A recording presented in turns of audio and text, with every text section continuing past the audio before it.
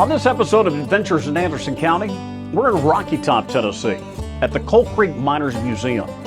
While the museum displays many artifacts used to mine coal in the late 1800s to early 1900s, the main focus of this museum is the events that changed the coal mining industry for not only East Tennessee, but for the whole nation.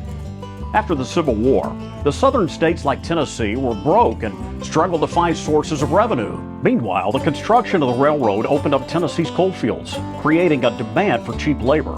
The state's solution was the convict lease system, where the state would lease convicts to local companies, essentially taking jobs away from free miners. While the mining companies reaped substantial profits, the convict miners were treated poorly, and the free miners faced financial hardship. Tensions simmered until the free miners began to organize, and eventually things escalated to what is now known as the Coal Creek War. The war failed to dismantle the convict lease system.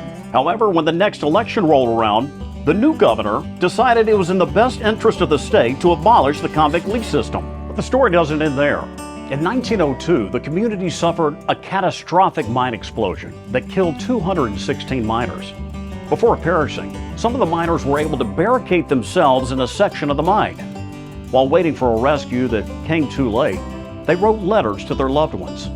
Replications of these letters can be found at the museum and also on the miners' headstones. While the Fragerville mine disaster was detrimental to the community, it did lead to the creation of the Bureau of Mine Safety. Sadly, the Bureau's first major rescue efforts were carried out during the second mine explosion to strike the Coal Creek community. In 1911, when the Cross Mountain mine exploded, 5 of the 89 miners trapped in the explosion were rescued, offering a glimmer of hope amidst tragedy. The story on display at the Coal Creek Miners Museum is a testament of this community's courage and their perseverance.